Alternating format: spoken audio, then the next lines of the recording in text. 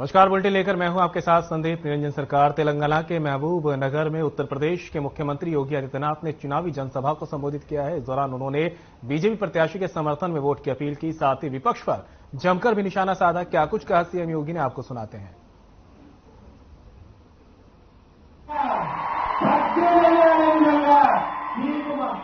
అద్భుతమైన పరిపాలన అందిస్తా అని చెప్పి హామీ ఇస్తూ సెలవు తీసుకుంటున్నారు।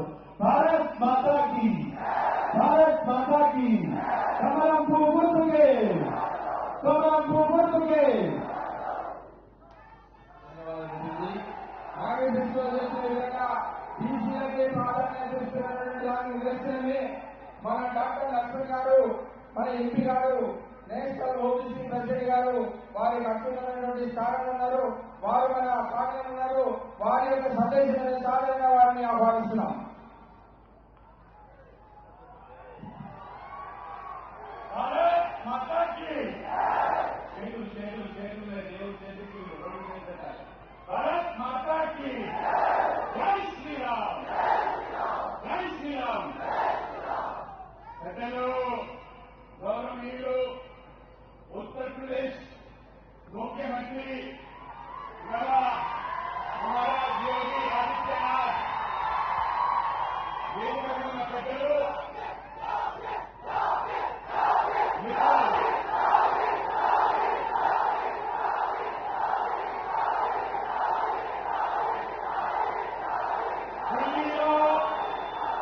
मोदी,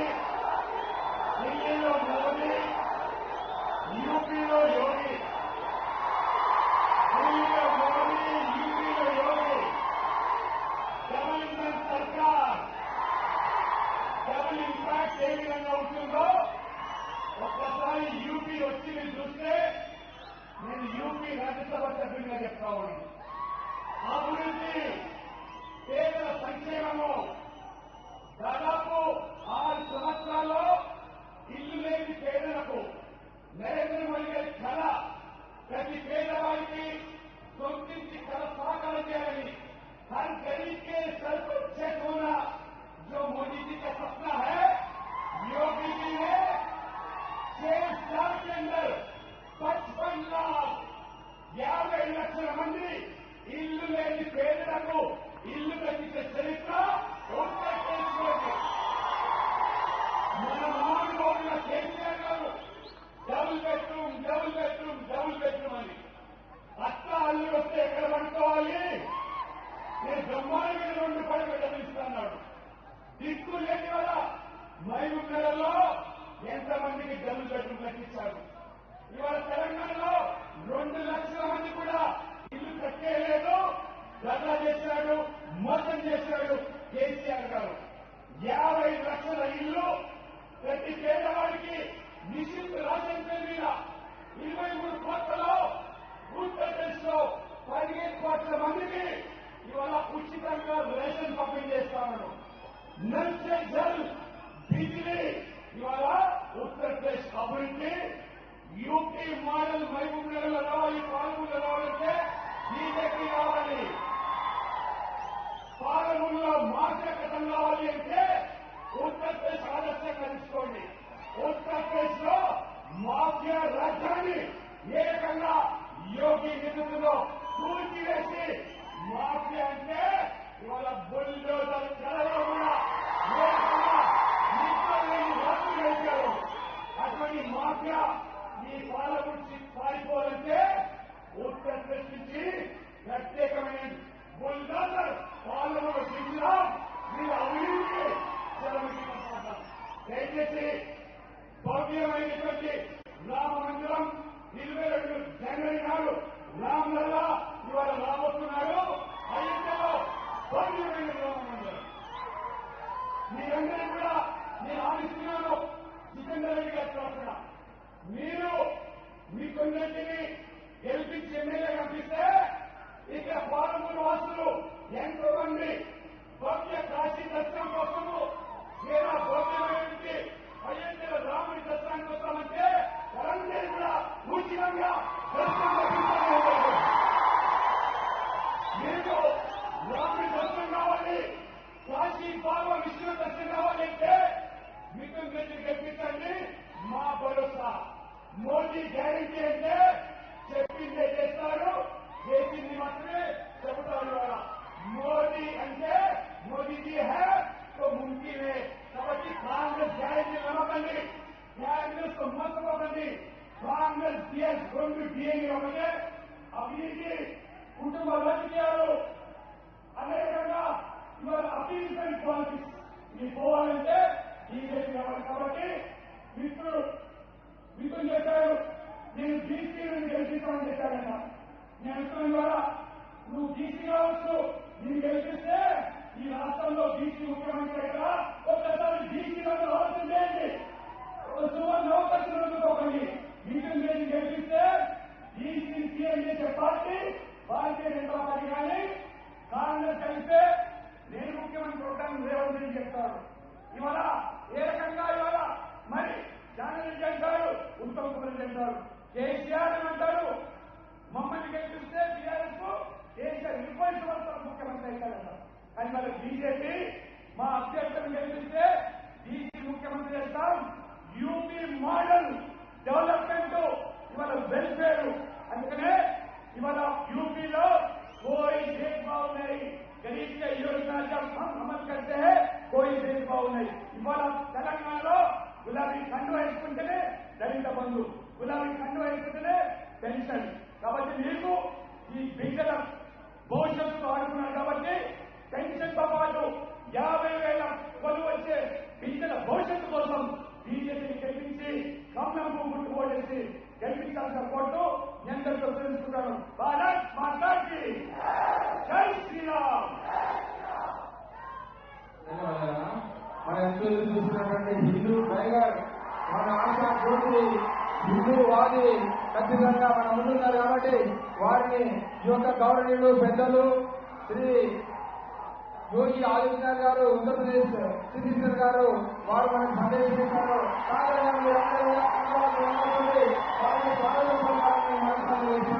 విజయరెడ్డి గారు వారి పట్ల వివరాన్ని తెలియజేస్తున్నారు.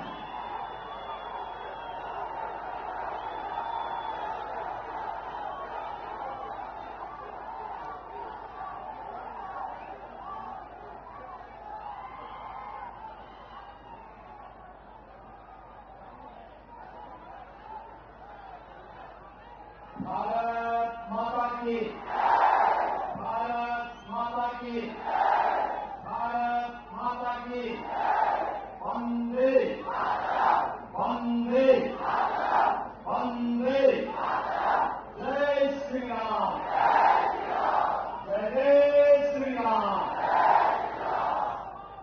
भारतीय जनता पार्टी के वरिष्ठ नेता, उत्तर प्रदेश से राज्यसभा के माननीय सांसद डॉक्टर के लक्ष्मण जी,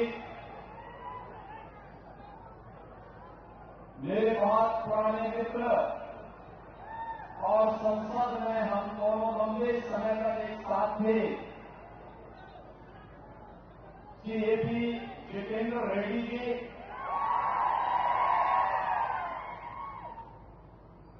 पालामुरु से भारतीय जनता पार्टी के जिला के अध्यक्ष श्री वीर ब्रह्मचारी जी,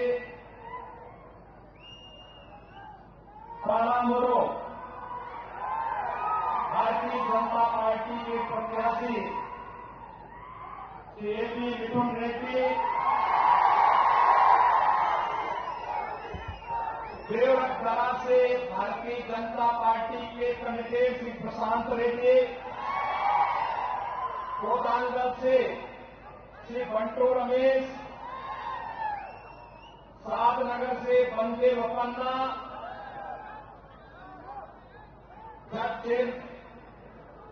चेरला से चितरंजन दास,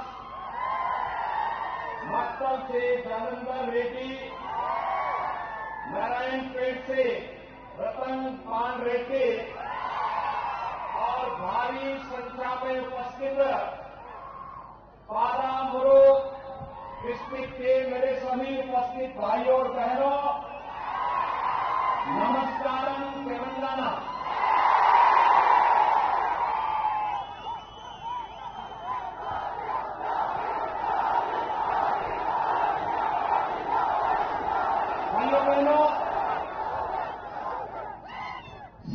कालेश्वरम, श्रीशैलम, दक्ष रामम के रूप में त्रिलिंग के आशीर्वाद से अभिषिंचित तेलंगाना की इस पावन धरा को मैं कोटि कोटि नमन करता हूं।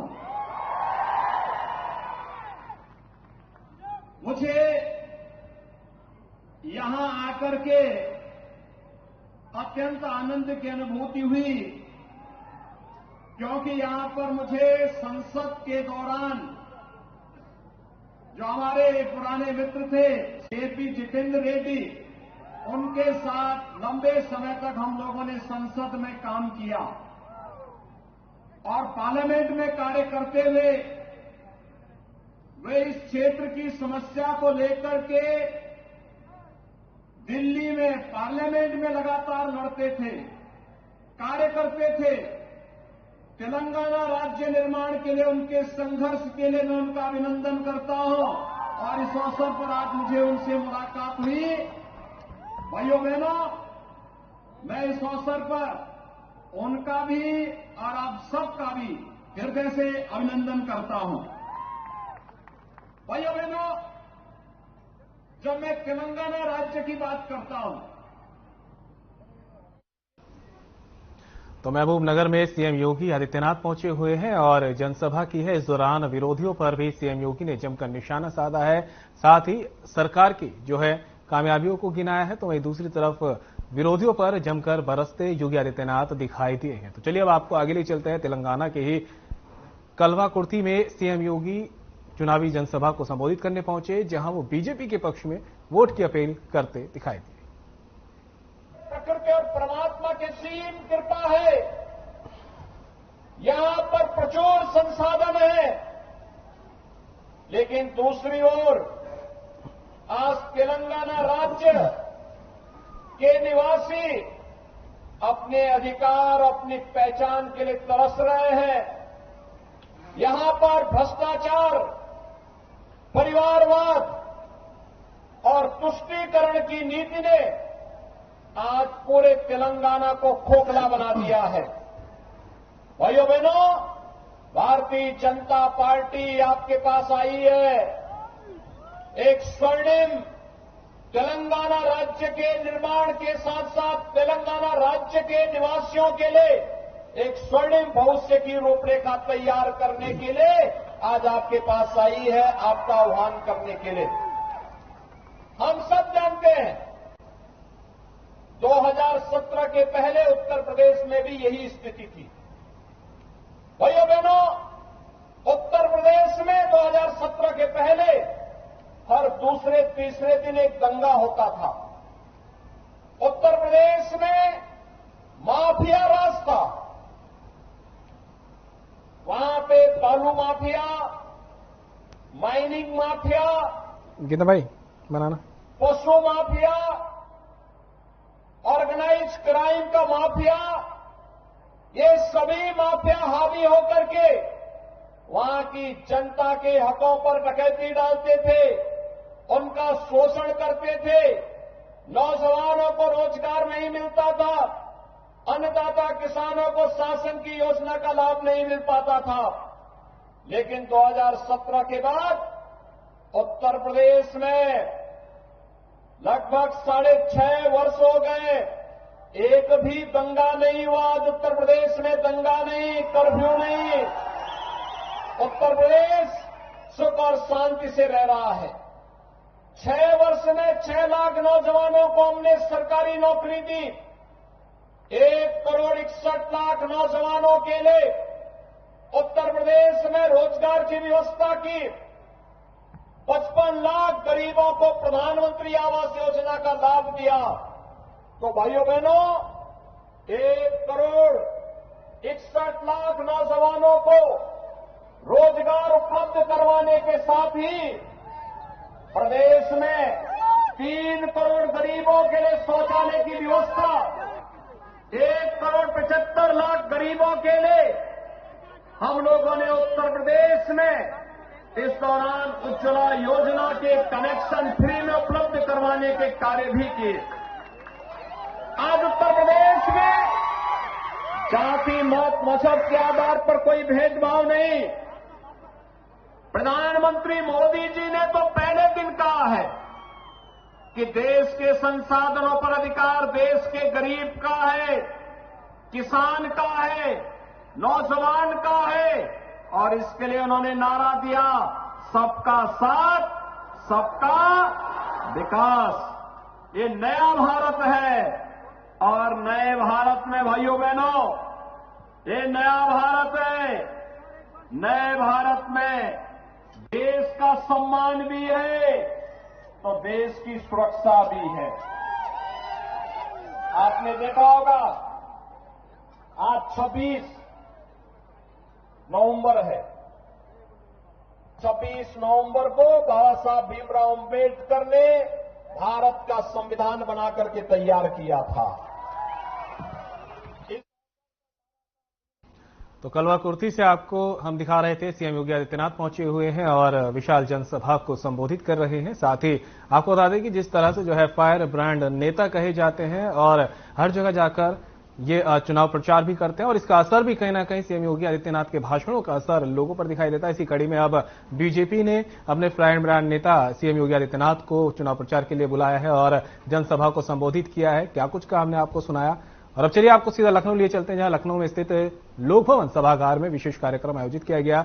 इस दौरान उत्तर प्रदेश के वित्त मंत्री सुरेश खन्ना की अध्यक्षता में संविधान की उद्देशिका का पाठन किया गया है, जहां सुरेश खन्ना ने लोगों को संबोधित किया है। क्या कुछ कहा आपको सुनाते हैं। कोई आतंकी घुसपैठ नहीं हो सकती है। कोई आतंकवादी घुसपैठ करता है तो उसको फिर उसके आका को मालूम है क्या होगा, क्योंकि ये नया भारत है, छेड़ता नहीं है। लेकिन कोई छेड़ता है तो उसको छोड़ता भी नहीं है। भाइयों बहनों, आज आपने देखा होगा देश के अंदर इंफ्रास्ट्रक्चर के बड़े बड़े कार्य हो रहे हैं, हाईवे बन रहे हैं। आपके डिस्ट्रिक्ट में भी, इस असेंबली में भी हाईवे निर्माण के लिए भारत सरकार ने, मोदी जी ने पैसा दिया है। रेलवे की लाइन बिछ रही है, वंदे भारत ट्रेन चलाई जा रही है, और यही नहीं, एयरपोर्ट बन रहे हैं, हवाई चप्पल पहनने वाला भी। तो आपको दिखा रहे थे कि लखनऊ में कार्यक्रम हो रहा है, सुरेश कुमार खन्ना भी शामिल हुए हैं। इस दौरान मौजूद लोगों को संबोधित भी किया गया है और आपको फिर दोबारा एक बार ले चलते हैं जहां पर सुरेश कुमार खन्ना संबोधित कर रहे हैं और शामिल हुए।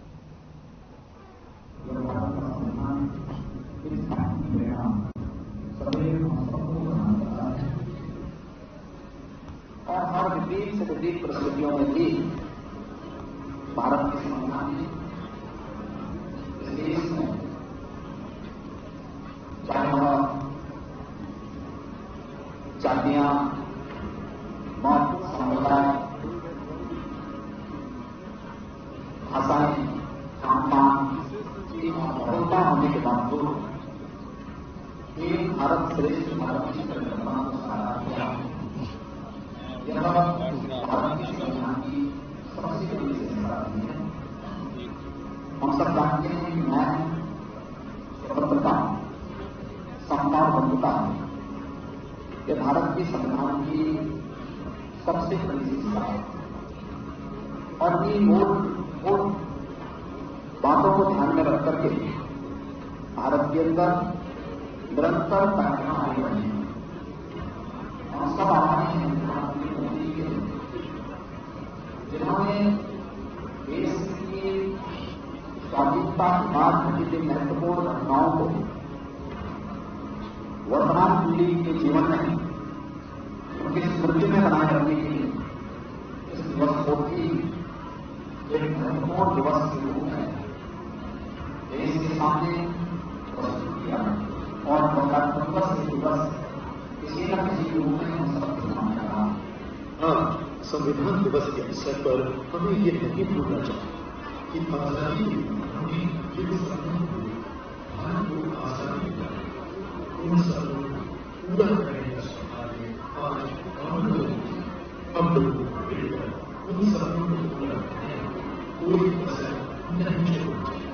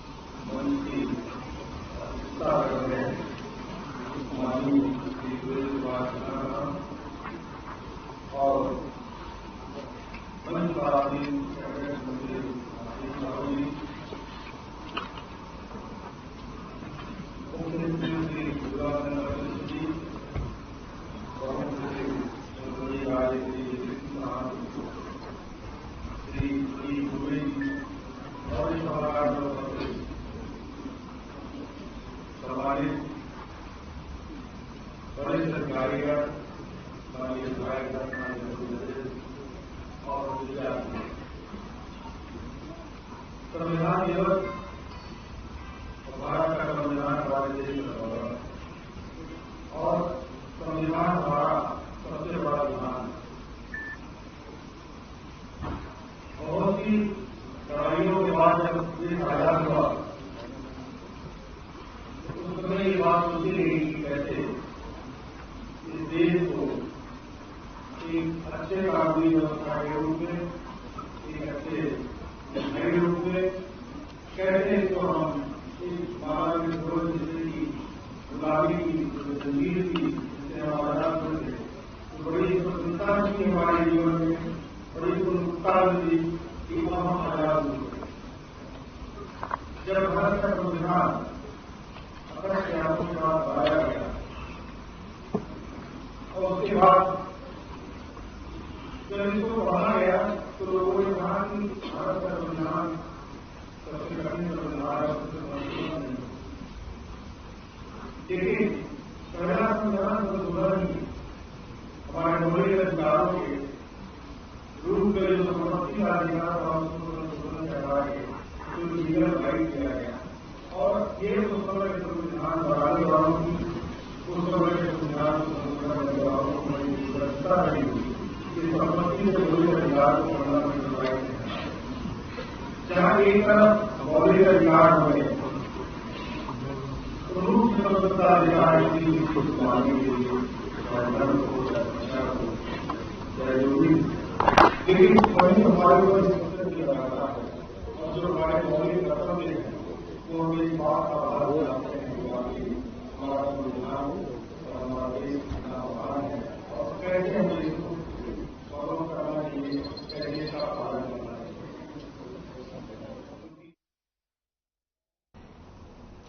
तो आपको लखनऊ के लोक सभागार की तस्वीर दिखा रहे थे जहां पर कार्यक्रम का आयोजन किया गया था और कार्यक्रम में सीएम योगी आदित्यनाथ भी वर्चुअली जुड़े थे और तमाम गणमान्य लोग मौजूद थे। आपको दिखाया था कि किस तरह से जो है कार्यक्रम में गणमान्य लोगों ने शिरकत की और संबोधित भी किया। साथ ही सीएम योगी आदित्यनाथ भी यहां पर वीसी के जरिए शामिल हुए थे। आइए आपको आगे ले चलते हैं। तेलंगाना के मुलुगु में आज गृह मंत्री अमित शाह रहे, जहां वो चुनावी जनसभा को उन्होंने संबोधित किया है। సారక్క యొక్క సెంట్రల్ యూనివర్సిటీని ప్రారంభించడం జరిగింది। ट्राइबल यूनिवर्सिटी मित्रों, आप लोगों ने खुशी कर कर तालियां बजाई, मगर ये टीआरएस फिर से आती है तो ये यूनिवर्सिटी नहीं होगी, वो इसके लिए भूमि नहीं देने वाले हैं। ముఖ్యంగా ఈ యొక్క గిరిజన విశ్వవిద్యాలయానికి మంజూరు చేస్తే చాలా కాలం పాటు ఇంతవరకు భూమిని కూడా కేటాయించబడిన కేసీఆర్ ప్రభుత్వం। अगर आपने हमारे प्रत्याशी अजमेरी प्रहलाद को जिताया, भाजपा सरकार बनाई तो भाजपा सरकार भूमि भी देगी और 300 करोड़ रुपया। और बुलेटिन में मेरे साथ इतना ही, दीजिए इजाजत, नमस्कार।